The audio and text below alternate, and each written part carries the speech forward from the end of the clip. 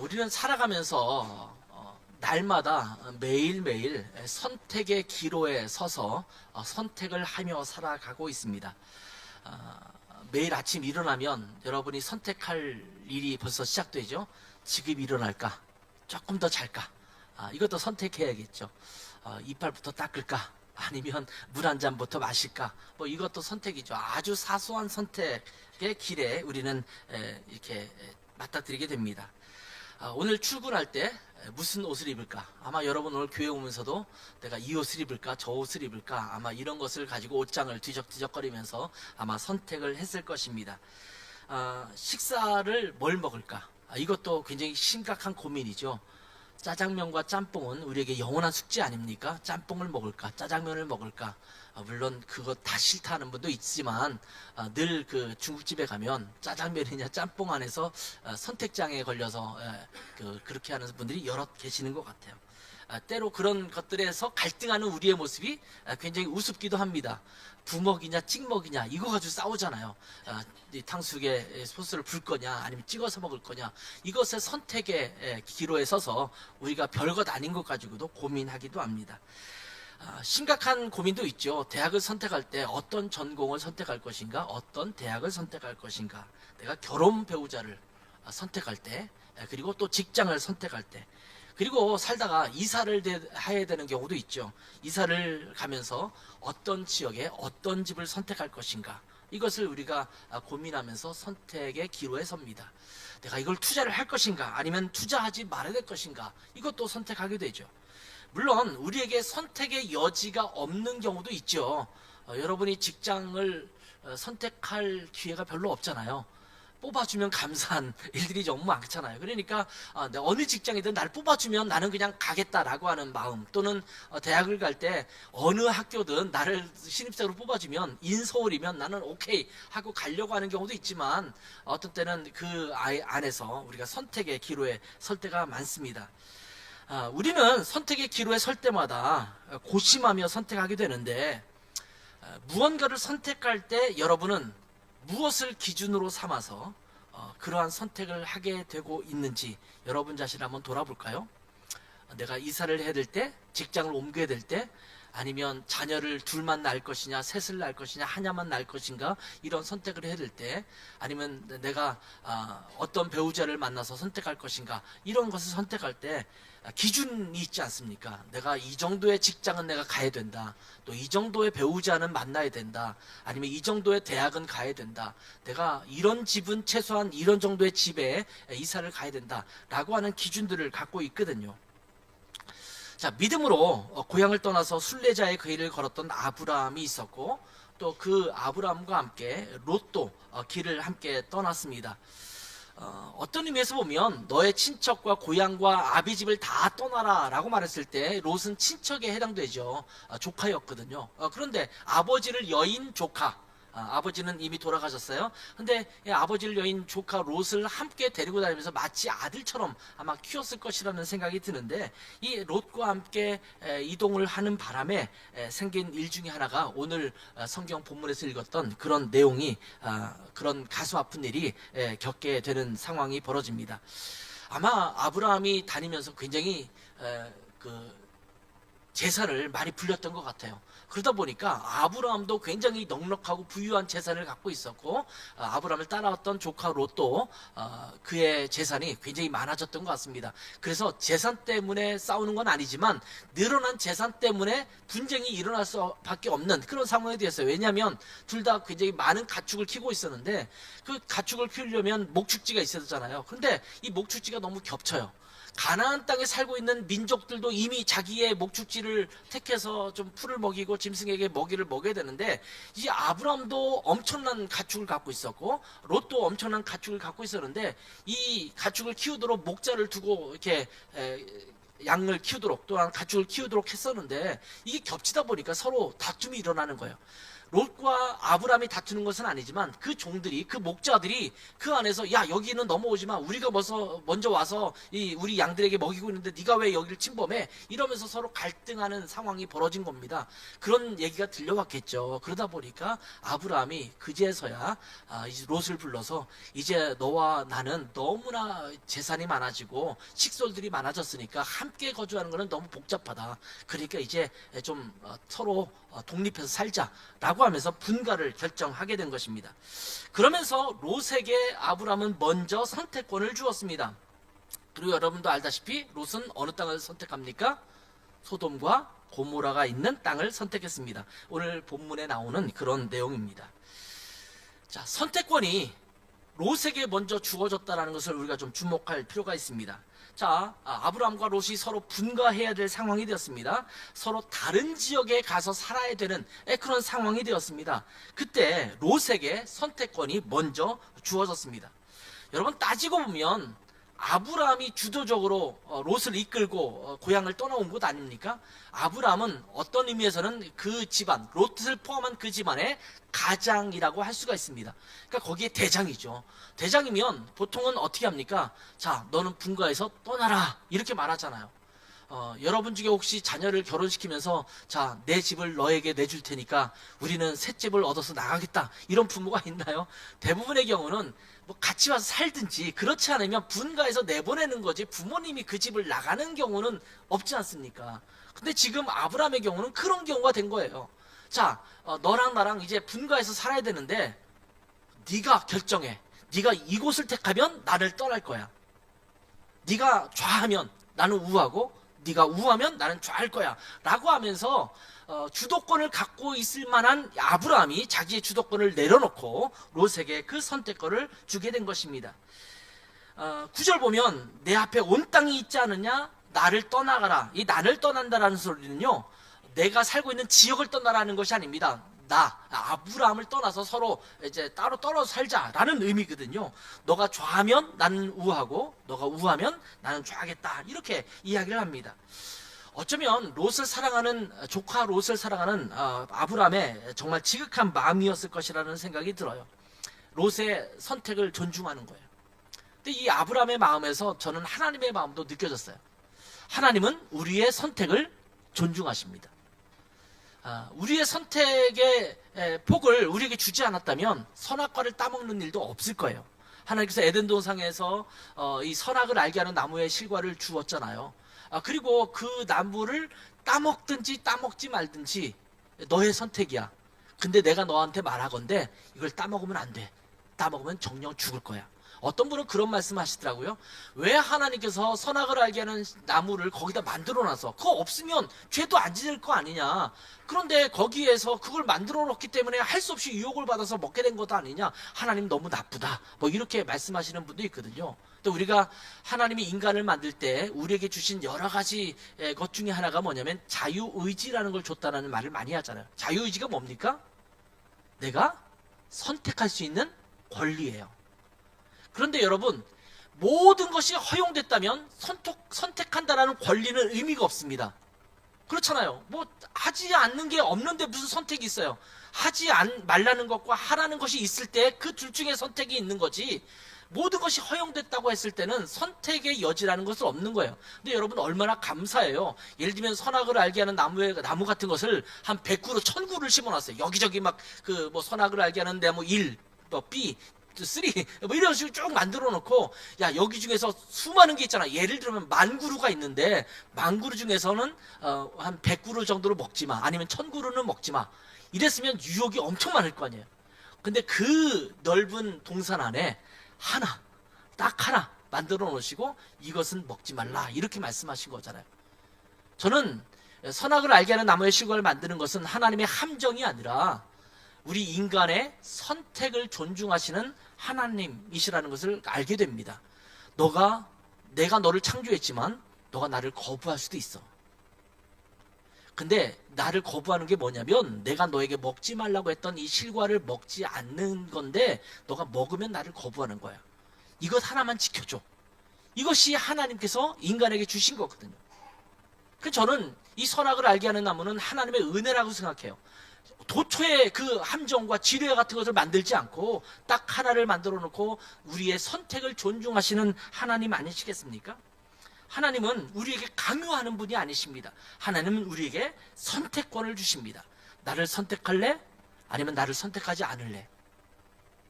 이 선택권을 우리에게 주시는 거예요. 하나님을 위한 삶이든 나 자신을 위한 삶이든 그 선택은 항상 우리에게 있습니다. 그럴 때 여러분은 무엇을 선택하시겠습니까? 아까도 제가 서두에 잠깐 말씀드렸어요. 우리가 직장을 선택하는 것, 이사갈 집을 선택하는 것, 배우자를 선택하는 것, 내가 학교를 선택하는 것, 이 수많은 선택의 갈래 속에서 하나님은 우리에게 자유를 주시는 거예요. 너가 선택해. 그 대신 너가 선택한 결과를 너는 받아들여야 돼 라고 말씀하시는 것입니다. 자, 우리가 이 선택을 할 때 있어서 두 가지 중에 한 가지를 선택할 수가 있습니다. 그것이 뭐냐면 하나님의 시선으로 보고 선택할 것이냐, 아니면 인간의 시선으로 보고 선택할 것이냐라는 것입니다. 자, 하나님의 시선, 하나님께서 바라보시는 그 기준으로 본다라는 말은 무슨 말이냐면 하나님 중심에서 선택하는 것입니다. 하나님 편에 서서 하나님이 품으신 마음을 헤아리고 하나님의 뜻이 무엇인지를 생각하면서 하나님께서 원하시는 것을 선택하는 것, 이것이 하나님의 시선에서 선택하는 거예요. 하나님 중심적입니다. 그러나 내 중심, 인간 중심으로 선택하는 것은 내 욕심, 내 생각, 내 뜻에 의해서 그렇게 선택하는 것이죠. 오늘날 모든 것이 인간 중심이 되어가고 있습니다. 그러니까 지금 사회에서는요, 인간을 존중하는 것이고 그것을 인권이라고 말하죠. 인간의 선택을 우리는 존중해야 된다라는 그러한 그 분위기 속에서 살아가고 있습니다. 그러다 보니까 문제가 뭐냐면 악한 것도 인정해줘야 된다라는 분위기로 가는 거예요. 하나님께서 분명히 죄라고 말씀했는데 이 사람이 자기의 존중, 자기의 선택 또는 자기의 어떤 취미 또는 자기의 취향 이런 것에 따라 선택하면 그것도 존중해줘야 된다라는 것으로 가고 있지 않습니까? 아마 이것이 계속 확대되면 나중에 이 세상이 어떻게 바뀔지 참 저는 생각하기가 좀 어려운 것 같아요. 인본주의가 기독교 정신을 갉아먹고 있습니다. 그래서 휴먼테크, 또 휴머니스트 뭐 이런 말들이 많이 생기고 있지 않습니까? 인간 중심입니다. 모든 것에 있어서 하나님은 뒤로 하고 인간이 그것에 어떤 유익을 갖고 있는가, 인간에게 어떻게 유리한가, 인간을 어떻게 만족시킬 수 있을 것인가, 인간의 쾌락적인 것을 어떻게 충족시킬 것인가, 여기에 집중되어 있다라는 겁니다. 사람은 우주를 정복하고 있습니다. 얼마 전에도 이제 우주를 위해서 이렇게 위성을 발사하고 막 그러지 않습니까? 점점 이제 우주도 우리가 접근할 수 있는 그런 지역으로 점점 바뀌어가고 있어요. 그러면서 인간은 참 위대하다 이렇게 말하고 있습니다. 근데 문제는 뭐냐면 인간은 세상을 지배하고 우주를 정복한다고 생각하지만 인간 스스로, 인간 자신을 정복하지 못하며 살아가고 있다는 겁니다. 인간의 목적을 무엇으로 삼을 것인가? 무엇을 위해 살 것인가?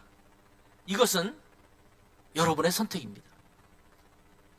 아마 여러분 중에서는 내게는 내가 그런 환경이 별로 주어지지 않았습니다. 나는 뭐 내가 선택할 여지도 별로 없습니다. 이렇게 말할지도 모르겠어요. 근데 여러분 롯의 한번 경우를 한번 보세요. 롯은 고난과 역경을 선택할 수도 있었습니다. 내가 더 좋아 보이는 것이 아니라 좀 덜 좋아 보이는 것, 그것을 선택할 수 있습니다.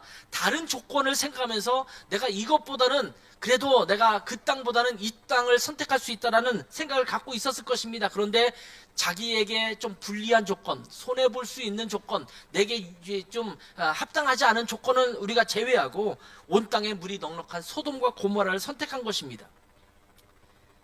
롯은 무엇을 가지고 선택했습니까?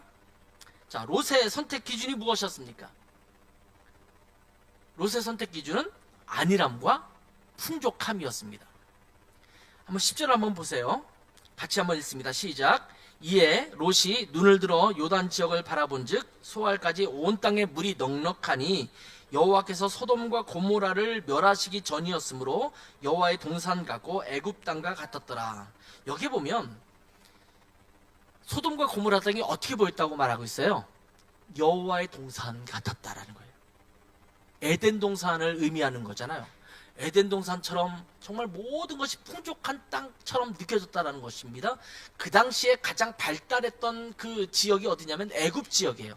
애굽에는 모든 것이 잘 갖추어져 있는 그런 나라라고 볼 수가 있는데, 그 당시에 애굽 땅처럼 문물이 발달했던 그런 땅처럼 보였다라는 겁니다. 요즘처럼 말한다면 모든 물자가 풍족하고 거기에 어떤 자유가 있고 도시도 잘 형성되어 있고 모든 시스템이 잘 만들어진 그런 도시를 말하는 거예요. 요즘 같으면 어느 도시가 그런 도시 같을까요? 예전에는 미국 땅이 그런 땅으로 막 여겨졌었는데 이제 점점 미국 땅이 그런 땅이 안 되고 있는 것 같아요. 근데 의외로 요즘은 서울이 그런 도시라고 말하는 외국인들이 많더라고요. 한국을 좋은 시스템이 아주 잘 갖춰진 보안도 그러니까 치안도 잘 돼 있고 모든 것들이 잘 돼 있는 그런 나라라고 여기는 외국인들이 의외로 적지 않더라고요. 근데 저는 독일에 살다 와서 더 이걸 비교를 할 수 있는데, 제가 봐도 독일보다는 시스템이 훨씬 더 잘 돼 있는 것 같아요.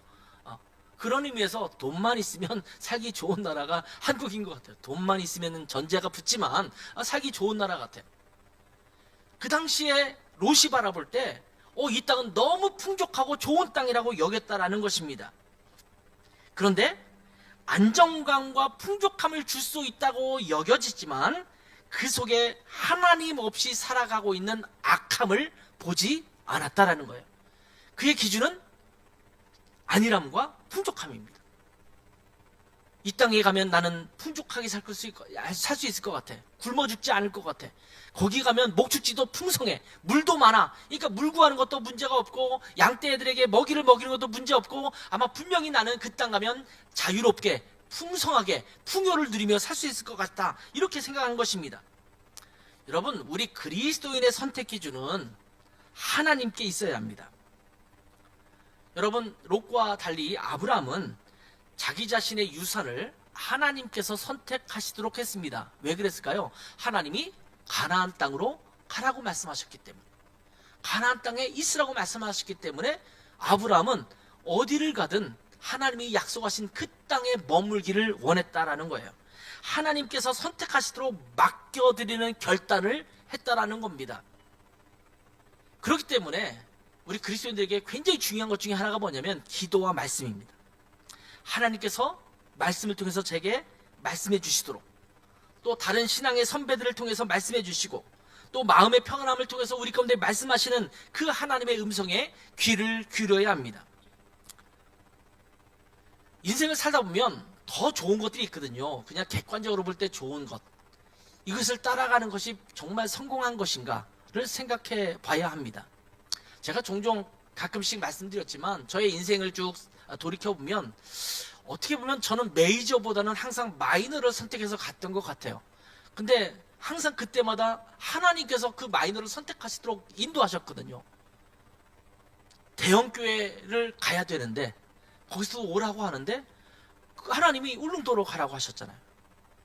아마 사람들, 제 주변의 동기들과 친구들도 안 목사가 울릉도를 다 갔어? 정말 그 얘기 많이 들었거든요.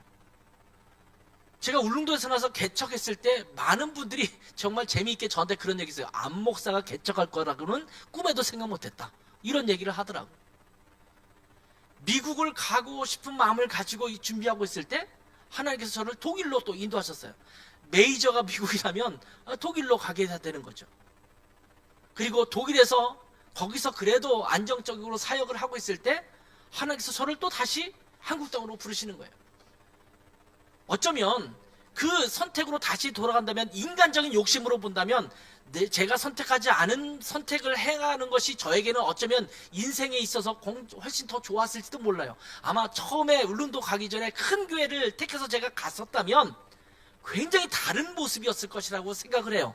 아마 그 큰 교회, 대형 교회 있다가 거기서 개척을 해서 나가도 제가 볼 때는 최소한 수백 명이 있을 거고, 처음부터 그렇게 시작하지 않았을까 싶고, 그런 교회를 또 맡아서 사역할 수 있을 것이라는 생각이 들어요. 그러니까 그냥 인간적인 눈으로 보면 지금과는 다른 좀 큰 교회를 목회할 수 있었던 그런 기회가 주어지는 것이 아닐까라고 생각했을 거예요. 그런데 하나님께서는 저를 그쪽으로 인도하시지 않고 하나님의 말씀에 따라 순종하며 살아갔을 때 저는 이렇게 인생을 살아왔고 이렇게 사역하게 하셨던 거예요. 근데 저는 돌이켜볼 때 후회가 없습니다. 그때 그렇게 했으면 내 인생이 더 짱짱했었을 텐데, 저는 그런 후회가 없어요. 하나님께서 나를 인생의 길목길목마다 이곳에서 이런 사역을 하게 하셨구나, 이런 것으로 저는 만족하는 것입니다. 여러분, 오늘날 우리가 살고 있는 환경이 얼마나 풍족하고 또한 자유롭고 즐겁고 쾌락적입니까?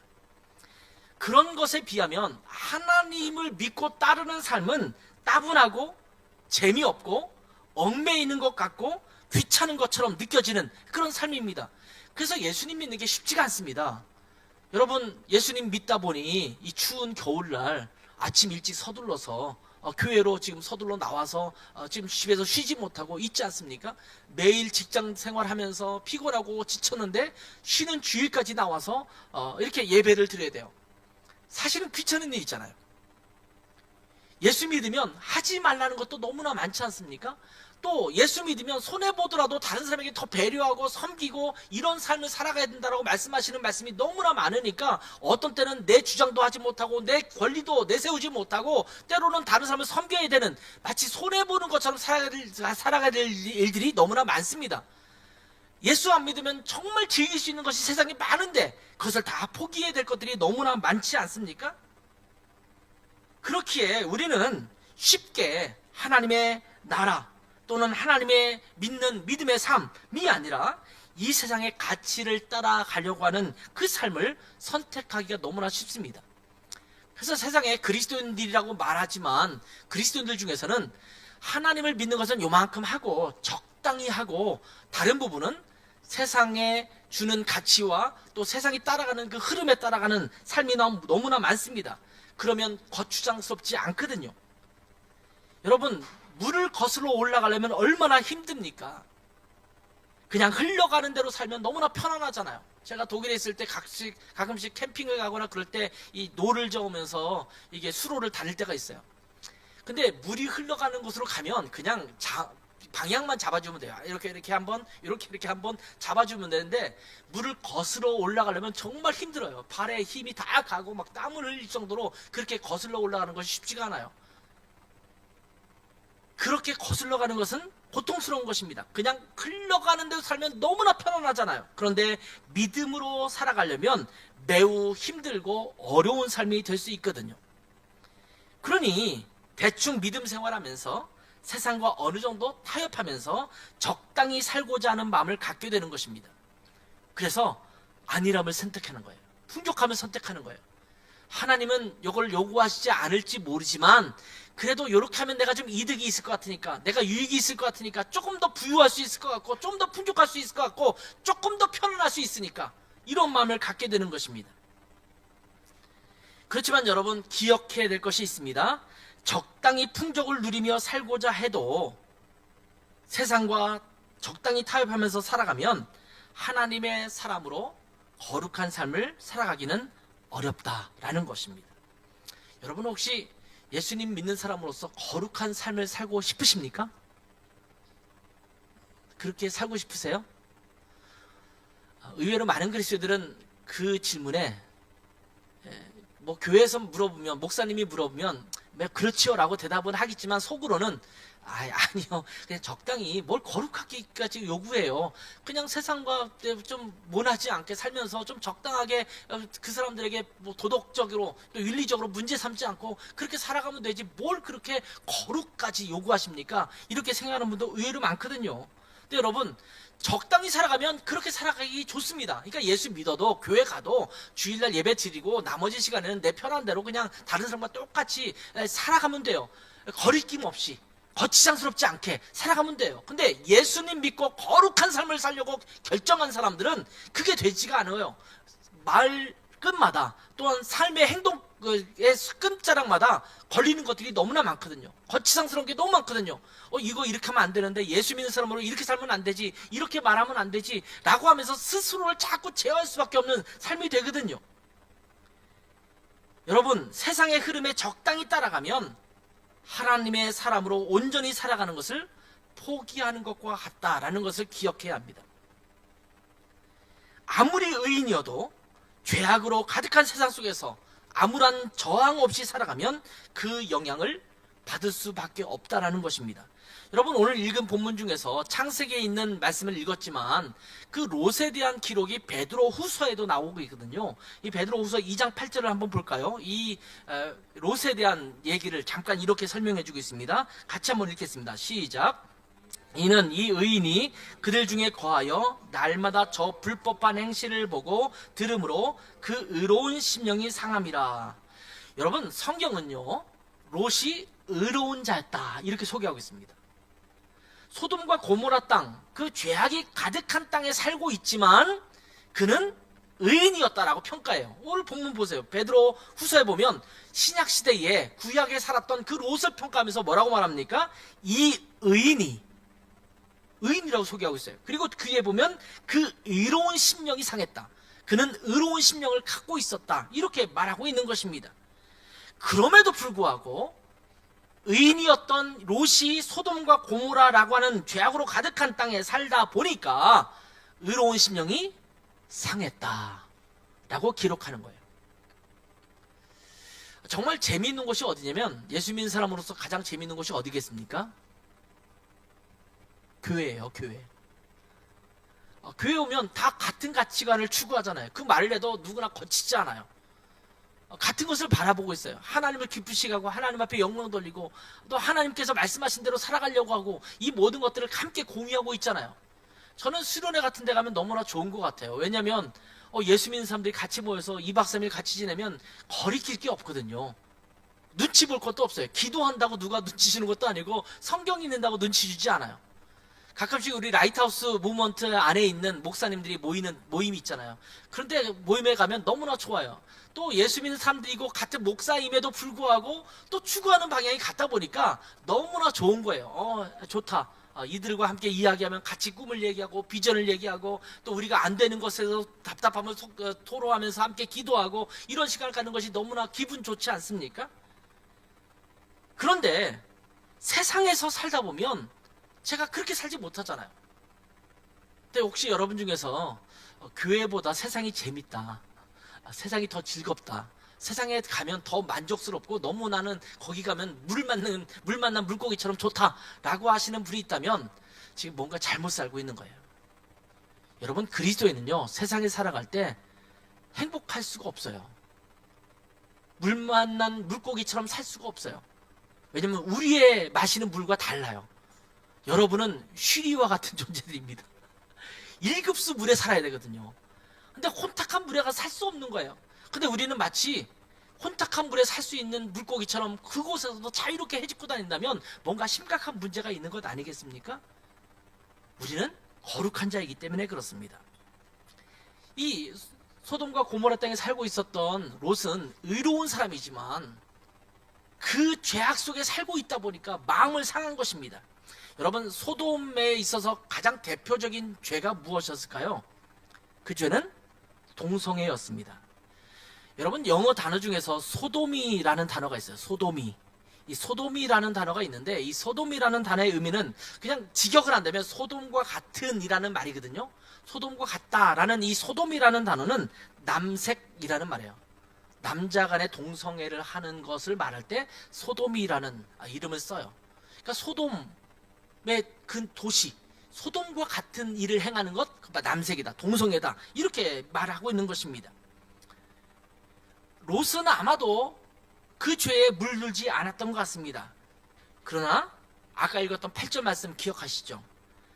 그 불법한 행실을 보고 들었어요. 자기는 그곳에 행하지 않았어도 그것을 계속 보고 그것을 듣고 있어요. 그러다 보니까 그 의로운 심령이 상하는 거예요. 그래서 우리는 보는 것도 조심해야 돼요. 듣는 것도 조심해야 돼요. 세상적인 가치관이 계속 우리 가운데 주입되면 나도 모르게 세상의 가치관을 따르게 돼 있어요. 굉장히 유해지는 거예요. 여러분, 롯에게 천사들이 찾아왔을 때 소동이 일어났던 것 아시죠? 그 소돔 사람들이 와서 그 사람들을 끄집어내라. 내가 그들과 상관하리라. 상관한다는 소리는 뭐냐면 그들과 성관계를 맺겠다라는 거예요. 그 본문을 보면 그들을 찾아온 사람들은 남자들입니다. 남자들인데 남자 손님 2사람이 와 있는데 그들을 끌어내라는 거예요. 그 롯이 그대로 둘 수 있겠습니까? 막아서요. 막아서는데 문제가 있어요. 뭐냐면 이 손님들은 내버려둬라. 어떻게 우리를 찾아온 나그네 손님을 우리가 그렇게 할 수 있느냐? 그러면 안 되고 못된 짓을 하면 안 되고, 그 대신 시집까지 한 내 두 딸이 있으니까 내 두 딸을 내어줄 테니까 그들에게 어떻게든지 해라. 여러분, 동성애를 반대하는 것처럼 느껴지는 말을 했긴 했지만 자기 딸을 그렇게 내어주면 돼요? 안 되는 거잖아요. 말이 안 되잖아요. 그럼에도 불구하고 그 정도로 물이 들어있는 거예요. 뭐 이건 여자애니까, 동성애는 안 되지만 여자애니까 뭐 그래서 시집 가면 되지, 뭐 이런 생각을 가지고 아마 내보냈던 것 같아요. 그러니까 그 도덕적 또는 윤리적 성경적 지침과 기준이 자꾸 유해지는 거예요. 우리가 세상과 버타고 세상과 타협하면 나도 모르는 사이에 우리의 기준이 점점 낮아지는 거예요. 성경적 기준이 아니라 점점 낮아진 세상의 기준으로, 세상에서 이거 괜찮다고 하잖아, 그러니까 괜찮지. 그러니까 가짜로 문서를 만들어서 회사에서 보고하고 나머지 금액을 착복하기도 하고, 가짜 문서를 만들어서 이렇게 보고해라 라고 상사가 명령을 내리면 어쩔 수 없이 그렇게, 뭐 세상 사람 다 그렇게 하는데 뭐 내가 죄라고 생각하지 않아, 다 그렇게 하는 거잖아 라고 하는 거예요. 나도 모르게 세상에 물들어서 거기에 젖어 사는 거예요. 여러분, 그렇게 살지 않는 것이 너무 힘들잖아요. 여러분, 직장 생활 하시는 분들이 많지만 그걸 거부하면 결국 직장에서 쫓겨나야 되잖아요. 그게 쉽지가 않아요. 세상에서 그렇게 살아가는 것이 만만치가 않습니다. 그러니 우리가 불편해야 돼요. 직장에서 일하는 것, 사람들과 대하는 것이 불편해질 수밖에 없는 삶을 우리는 살아가는 존재라는 것입니다. 물론 고린도전서 5장 9절에서 11절을 보면, 그러면 그들과 떨어져 살면 되지 않겠느냐, 같이 어울리지 말고 예수 믿는 사람끼리 어울리고, 예수 믿는 사람이 직장의 상사인, 그런 사장인, 그 대표인 그런 회사에서 근무하고 이러면서 살면 되지 않겠냐, 이렇게 말하는 분도 있겠지만, 바울 사도가 그런 사람들을 향해서 쓰여진 말이 이제 5장에 있는 거예요. 고린도전서 5장 9절에서 11절을 보면, 내가 너희에게 쓴 편지에 음행하는 자들을 사귀지 말라 하였거니와, 이 말은 이 세상에 음행하는 자들이나 탐하는 자들이나 속여 빼앗는 자들이나 우상 숭배하는 자들을 도무지 사귀지 말라 하는 것이 아니니, 만일 그리하려면 너희가 세상 밖으로 나가야 될 것이니라. 너희 음행하는 사람들, 그리고 탐하는 사람들, 속여 빼앗는 자들, 우상 숭배하는 자들, 이런 사람과 사귀지 마, 이렇게 말했단 말이에요. 그러면 세상에 그런 사람들로 가득 차 있는데, 고린도 도시에 그런 사람들로 가득 차 있는데, 그럼 그들과 만나지 말고 접촉도 하지 말고 그들과는 거리를 두고 살아야 될까요? 이런 질문이 있을 때, 아니, 야, 그들과 안 만나 살려면 세상 밖으로 나가야 되잖아, 그러라는 말이 아니야 라고 말하면서 11절에 뭐라고 말합니까? 내가 너에게 쓴 것은, 그렇게 말한 것은, 만일 어떤 형제라고 일컫는 자, 다시 말하면 예수 믿는 사람인데 음행하는 자, 예수 믿는 사람인데 탐욕을 부리는 자, 예수 믿는 사람인데 모욕하거나 우상 숭배하거나 술 취하거나 속여 빼앗는 사람, 이런 사람이 있다면 그런 사람하고는 사귀지 말라. 그러니까 믿음 안에 온전히 살지 못하고 교회 안에 있으면서도 세상적 가치관을 가지고 살아가는 사람들, 그런 사람들과는 교제하지 마. 세상 사람들은 어차피 그런 사람들이야. 그러니까 내버려 둘 수밖에 없지. 그렇지만 교회 안에서 그런 악한 일을 행하거나 기독교적 가치, 성경적 가치를 가지고 살아가지 않은 사람이라고 한다면 그 사람들과는 거리를 두라, 이렇게 말씀하고 있는 것입니다. 그래서 성경에서 보면 세상 사람들과 거리를 두고 그렇게 살라는 것은 아닙니다. 그러려면 우리는 수도원 가서 살아야 돼요. 우리끼리 집 짓고 산속에 들어가서 우리끼리 공동체를 이루면서 우리끼리 뭐 신앙촌처럼 뭐 물건도 만들고 이렇게 팔면서 이렇게 살아야 되지 않겠습니까? 그러나 우리는 이 어두운 세상 속에 살면서 우리가 해야 될 일이 뭐냐면, 세상에서 구별된 삶을 살아가는 것입니다. 거룩이라는 말이 무슨 말입니까? 거룩은 구별되다 라는 뜻을 갖고 있습니다. 여러분 잘 아시죠? 거룩이라는 말은 구별됐다라는 소리예요. 여러분, 이 강대상이 거룩합니까? 성구라는 말 쓰죠. 거룩한 기구, 또는 거룩한 어떤 도구, 거룩한 어떤 그 옷장이나 이런 것들, 이런 걸 말할 때 성구라는 말 써요. 이 나무가 거룩해서 거룩한 게 아니라 하나님의 말씀을 선포하고 하나님의 사역을 감당함에 있어서 그렇게 사용되기 때문에 거룩한 거예요.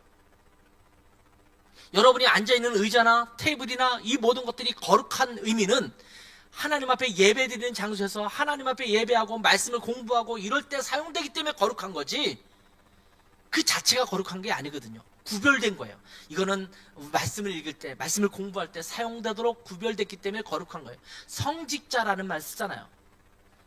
내 자신이 거룩하고 목사가 거룩하기 때문에 성직자가 아니라 하나님께서 구별해서 그런 일을 맡겨서 일을 하도록 세우셨기 때문에 거룩한 것 아니겠습니까?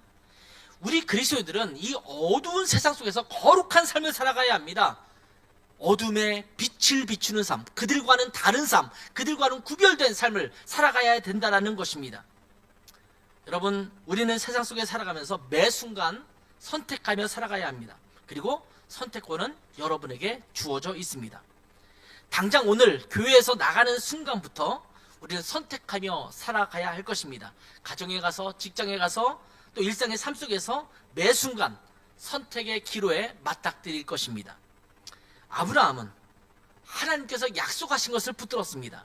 하나님께서 보여주시는 그것을 선택하며 살아갔습니다. 그렇지만 롯은 자기 눈에 보기에 좋은 것, 나를 풍족하게 하고 나를 만족시킬 수 있는 것에 집중하여 그것을 선택했던 그런 삶이었습니다.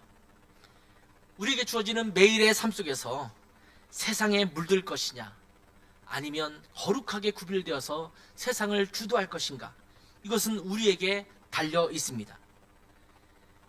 여러분, 제가 오늘 설교 제목을 뭐라고 붙였냐면 소돔을 선택하시겠습니까? 이렇게 제목을 붙였거든요.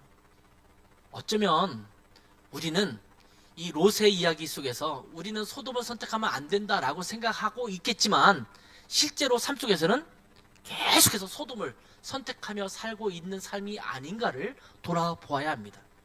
그럼 여러분이 선택하고 있는 것, 지금까지 선택해왔던 것들이 롯과 똑같이 소돔을 선택한 선택은 아니었는지 돌아보아야 합니다. 그리고 이제 우리의 삶 속에서 주어지는 선택 앞에서 이 소돔을 선택하는 어리석음이 다시 나타나지 않기를 축복합니다. 하나님의 뜻에 따라서, 성령의 인도하심에 따라서 매 순간 하나님이 인도하시는 그 인도하심에 따라 선택하며 살아가는 여러분 모두가 되시기를 주님의 이름으로 축원합니다.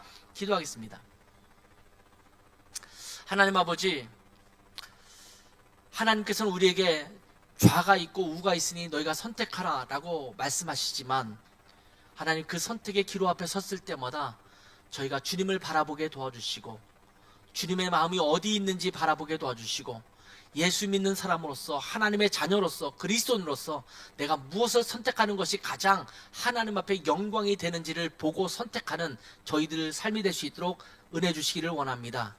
아직도 우리의 인생 가운데 많은 길이 남아있고 그때마다 우리는 계속해서 선택하며 살아가야 되는데, 그때마다 우리 눈에 보이는 좋은 것이 아니라 하나님께서 기뻐하시는, 또 하나님께서 비전으로 주시는, 또 하나님께서 가라고 하는 그것을 향해서 선택하며 나아가는 저희의 삶이 될 수 있도록 축복하시고, 그것으로 말미암아 멸망하는 삶이 아니라 하나님의 비전을 이뤄나가는 삶, 하나님의 약속한 축복을 이루는 복된 삶이 될 수 있도록 은혜 베풀어 주시옵소서. 감사하며 예수님의 이름으로 기도했습니다.